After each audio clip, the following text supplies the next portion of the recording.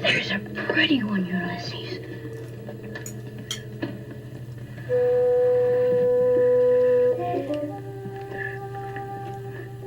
There it is. I am delighted to be back with Dan. Dan, are we saying formerly of the Weird Book Club, or can we just say of the Weird Book Club? Yeah, it's still my brand as far as my bookish presence on the internet. I haven't given up the moniker, and there's always a chance. I think the WBBC. Maybe I'd like to rename it. It would be the Wonderful Bicep Book Club. Thank you for noticing, Shawn.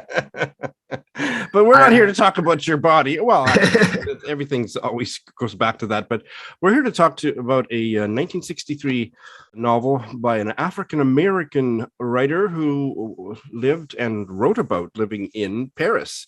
It is called The Stone Face by William Gardner Smith, recently reissued by NYRB Books. So Dan and I have talked offline, and we don't think that it's possible to spoil this book, but what few little spoilers there might be, we're going to stay away from. So this will be a spoiler-free discussion. We have read it. We have not discussed it in advance, and we're going to talk about it and tell you why we think you should read it or why we think you shouldn't bother. I don't know what we're going to end up, how strongly we're going to recommend or not. Dan, what did you think of this book?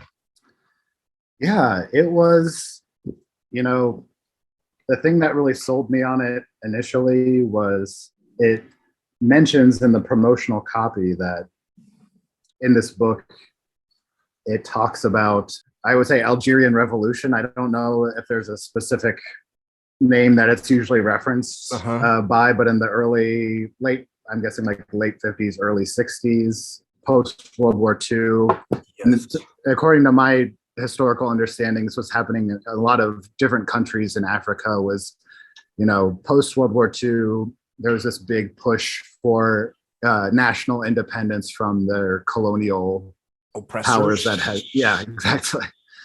And people sort of claiming nationhood and democratic power for themselves for the first time in many of these regions. And not claiming it for the first time, but pushing the people that were pointing guns to their heads out of their country so they could try to operate in a more nation-state fashion. Liberated, yeah. And I think the Algerian conflict was one of the most protracted and bloodiest, I think. Certainly it sounds like it from this book. And I don't pretend that I knew very much. I learned a lot more about that, and particularly the part of it that was ongoing in a really bloody way in France from reading this novel. So I didn't know a whole lot about it. Yes, so that's what drew you to the book. And now that you've read it, how would you begin to talk about your reaction? It's interesting. I enjoyed the reading experience overall. I think it has something to offer, particularly if you're interested in this period and trying to see these historical events from kind of like the ground level. So I think if you were to pick up a nonfiction or like a historical account of this, you would definitely be seeing it more from this like big picture of eye in the sky type, all of the policies that were being put out at the time, how the police were acting and mobilizing, and these basically concentration camps that were running internally, both in France at the time for Algerians who were living in France and who were considered, politically suspect by the state. And then also happening within Algeria as well, a big sort of counterinsurgency campaign, which we know so well in our modern era, where torture is being used regularly as a way of trying to undermine these radical political movements. Right. As viewers can already see very clearly from what you just said, it's a very social political novel. Right. Extremely. One of the most I've ever read.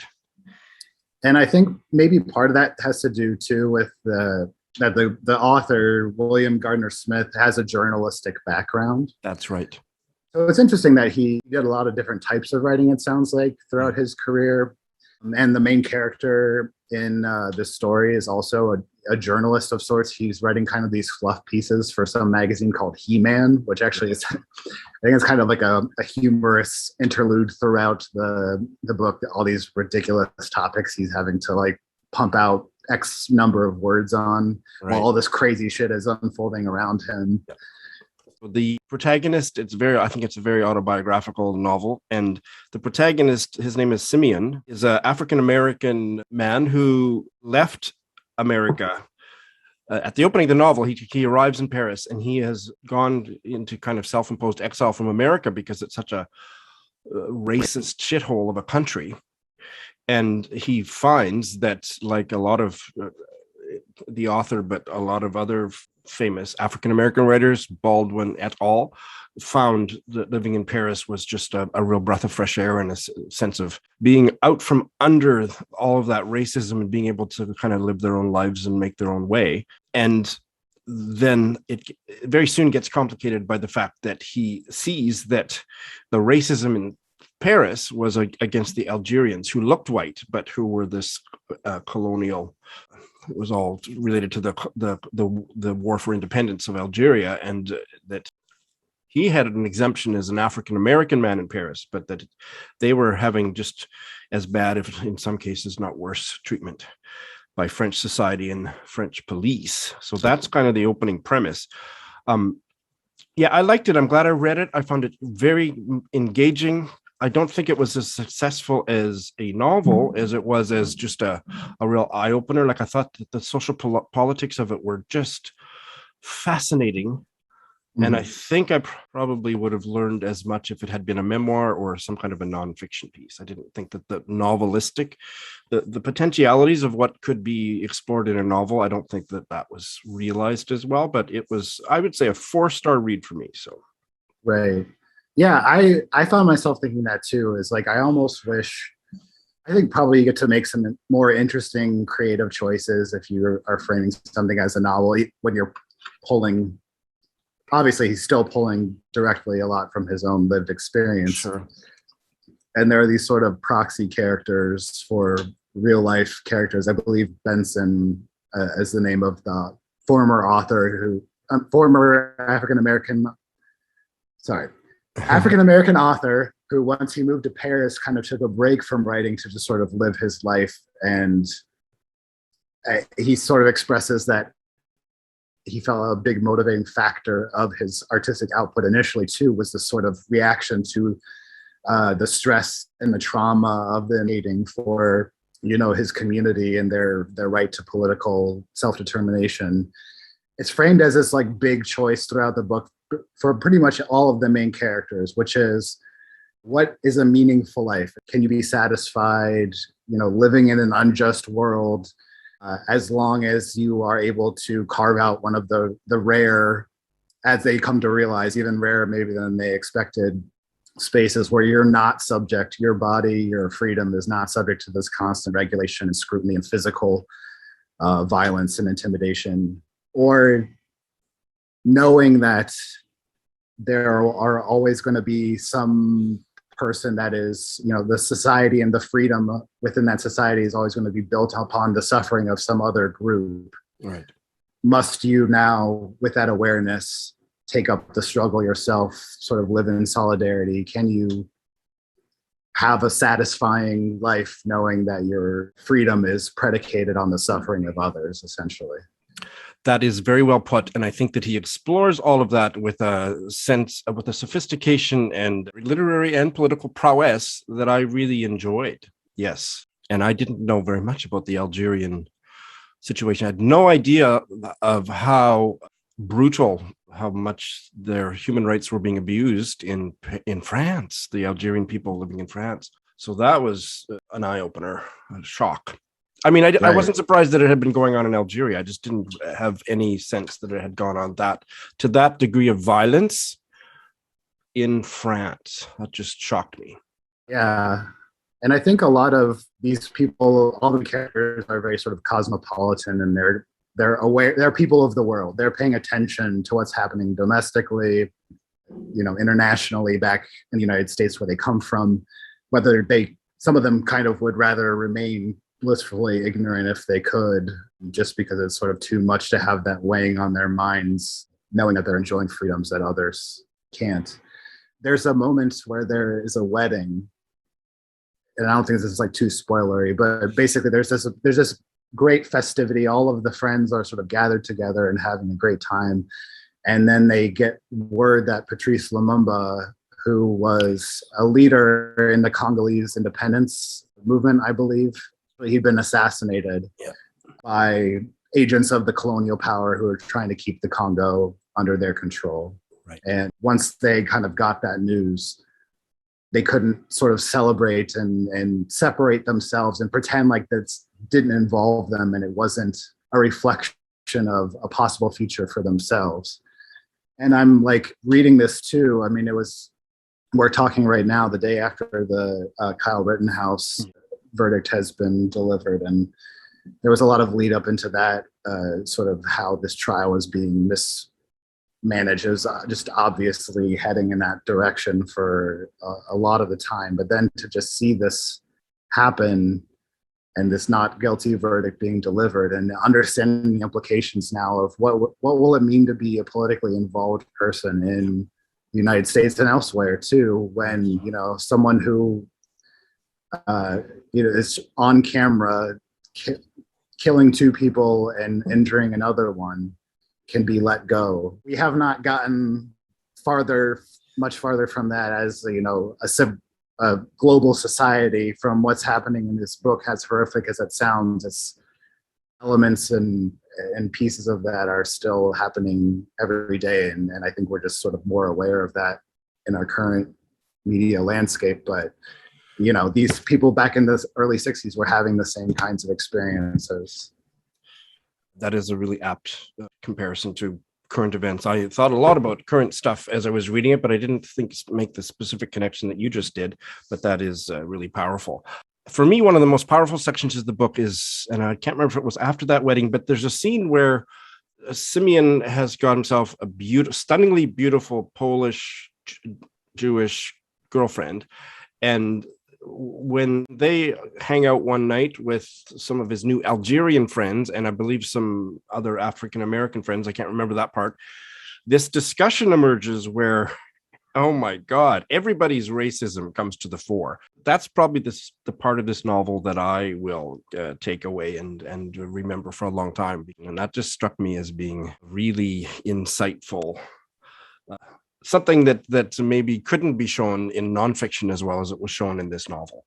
That conversation, It was so uncomfortable. Yeah, to read. Well, I think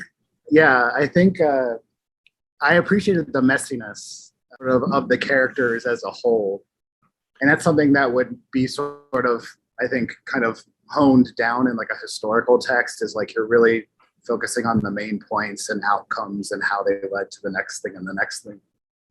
But here, everyone's fate is sort of undecided. And as people are trying to sort of make this decision, you know, am I going to stand in solidarity with Algerians here in France as someone whose ability to remain in this country could be jeopardized by doing so?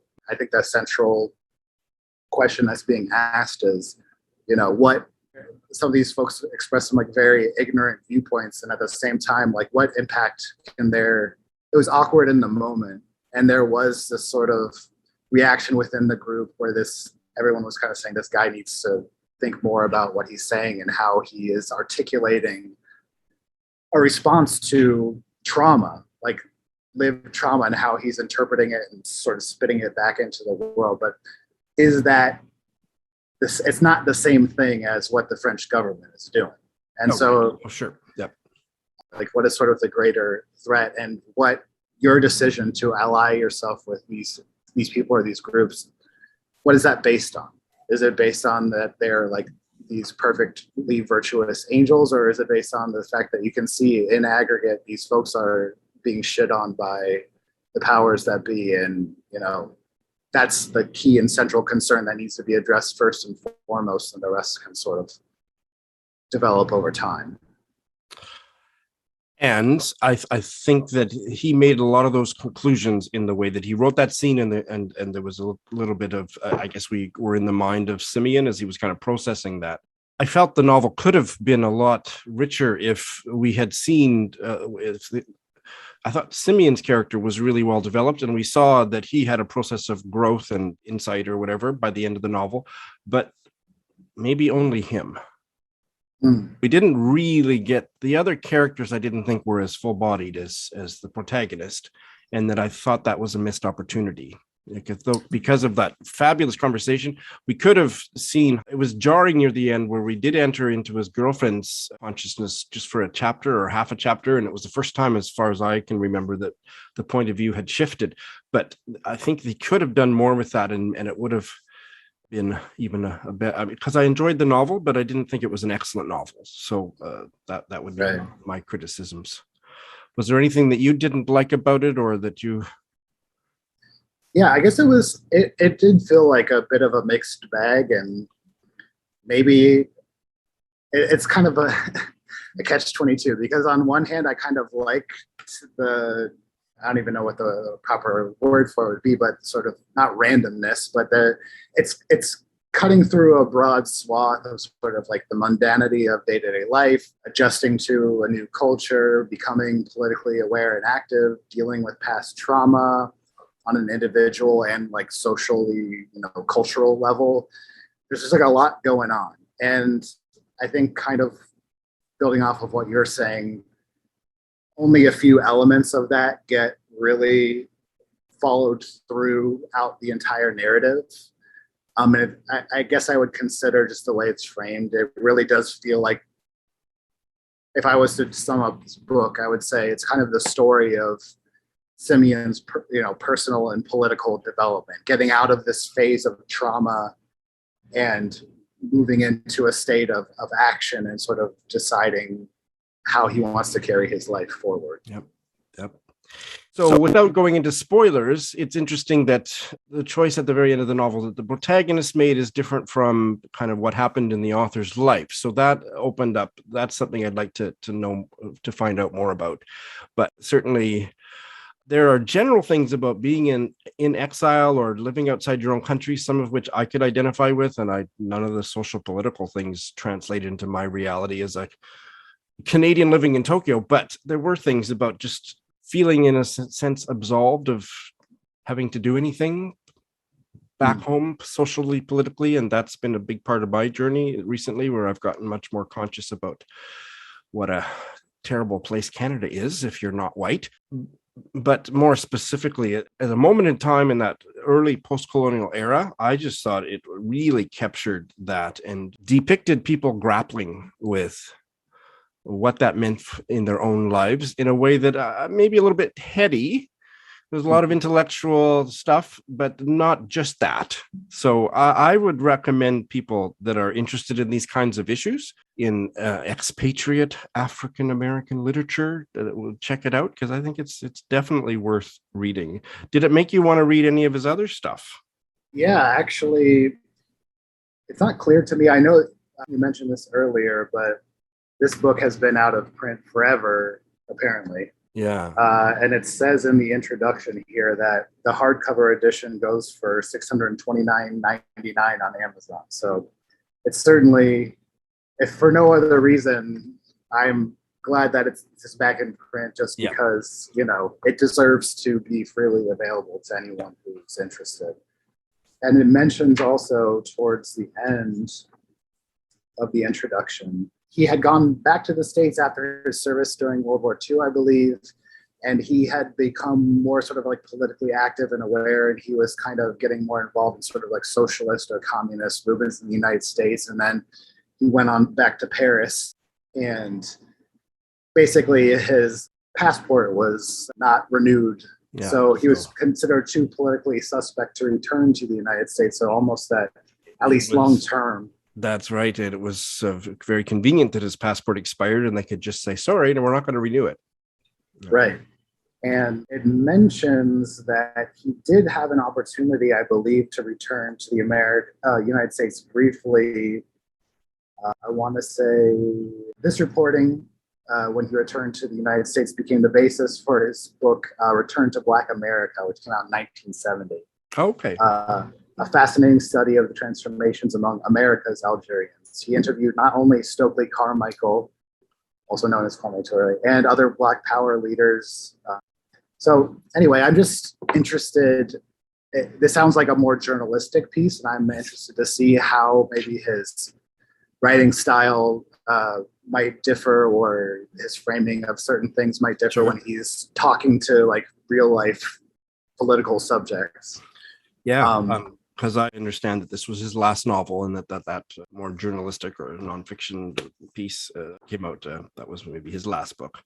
One of the other things that really fascinated me about this book, and we've been kind of talking about it a little bit, is sort of the life of the author around it. He just sort of interacted with so many historical, political, artistic figures of his era. He was sort of at a nexus point. Right. And I thought it was really interesting. One of the books I read much earlier this year, The Black Jacobins, by C.L.R. James, which is now probably my favorite nonfiction book that I've read so far. Oh. C.L.R. James was the one, as William Gardner Smith was moving over to Paris. C.L.R. James was the one that sort of provided his introduction into sort of the American expatriate art scene with Richard Wright and Chester Himes and James Baldwin. So it was just interesting. All these people that I've been reading about in a nonfiction setting recently, their lives intersected with this writer. Fabulous. Now, was C.L.R. James expatriate in Paris as well? I don't believe so. I don't actually know very much about his He wasn't life. a character in The Stone Face. I don't think so. Yeah, he only came up in the introduction. I think the main obvious parallel to a real person was Benson, which I don't know, just didn't have the sort of like queer flair of James Baldwin. You can't call James Baldwin Benson. Come on, it's too hetero sounding. I don't think that William Gardner Smith is quite on the level of a Richard Wright or a James Baldwin in terms of this novel, but he certainly was in and amongst their circle, and I think, like you say, they do show up in this novel. I wonder what they thought of him. Right, that would be interesting to hear. Yeah. Well, I'm so glad that this is the book that you and I decided to chat about. I think the next one, I'm going to send you a list, and you're going to choose from among, maybe sometime next year. I can't wait.